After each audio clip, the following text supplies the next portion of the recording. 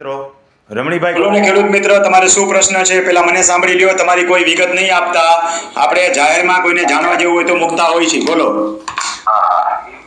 તો આપણે શું વિગત આપણે નહીં મેસેજ મોકલ્યો જમીન સંપાદનનો છાપામાં આવ્યા ભેગા છે ને, મારી વાત સાંભળો. હજી આજના છાપામાં આવ્યું છે, એ પેલા હરખાઈ ન જાઓ. છાપામાં આવેલી કોઈ વસ્તુ ઓથેન્ટિક નહીં સમજવાની. રાજકારણી માણસે આપેલું નિવેદન ઓથેન્ટિક નહીં સમજવાનું.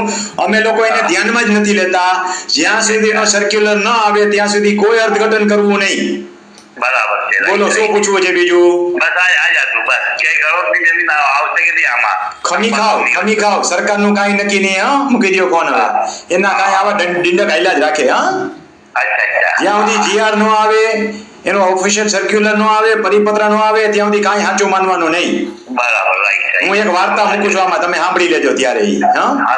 બરાબર, રાઈટ. એકવાર એક છોકરી હતી, એના લગ્ન થવાના હતા. એટલે છોકરો જોવા આવ્યો. એટલે એની બેનપણી કે લી મંગુ તને છોકરો જોવા આવે છે. કે એ વાત ખોટી. છોકરો જોઈ ગયો.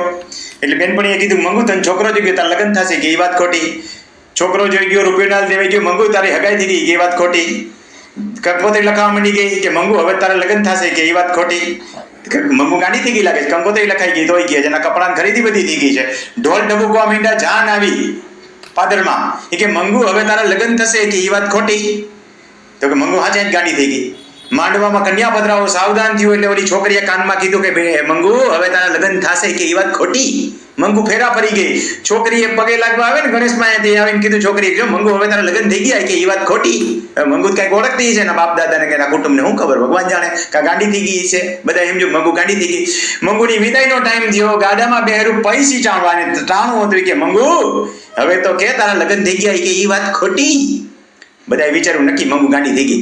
ત્યાં વેવાય વેલા ભેગા થયા. કે હાલો ગામનો જે વ્યવહાર હોય એ આપો. એટલે કે બોલો.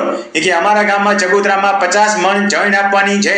ઓલા જાનવાળા કે આટલી બધી ન હોય. એ મંગુ હાલ હેઠી ઉતર. કે આપણે હા હરે નથી જાવ. મંગુ કે જો હું નથી કહેતી એ વાત ખોટી. મંગુ એને બાપને તો ઓળખે ને. એમ આપણે રાજકારણીઓના કોઈ નિવેદનને સાચા સમજવાના નહીં. છાપામાં આવે તો એ વાત ખોટી. જ્યાં સુધી પરિપત્ર ના આવે આપણા હાથમાં ત્યાં સુધી કોઈ વસ્તુને અર્થઘટન કરવાની, ક્યાંય રૂપિયો દેવાની, ક્યાંય ચાંદલા કરવાની, નકર આપણા ગળે ચાંદલો થઈ જશે. ખેડૂત મિત્રો, શોર્ટમાં મેં ઘણું બધું કહી દીધું છે. હું રમણીભાઈ કોટડિયા આપને અવનવી માહિતી આપતો રહીશ. યુટ્યુબની અંદર જઈને રમણીભાઈ કોટડિયા લખજો એટલે તમને આવી વિશેષ માહિતીઓ મળતી રહેશે. યુટ્યુબમાં માત્ર રમણીભાઈ કોટડિયા લખજો એટલે ઘણું બધું છે.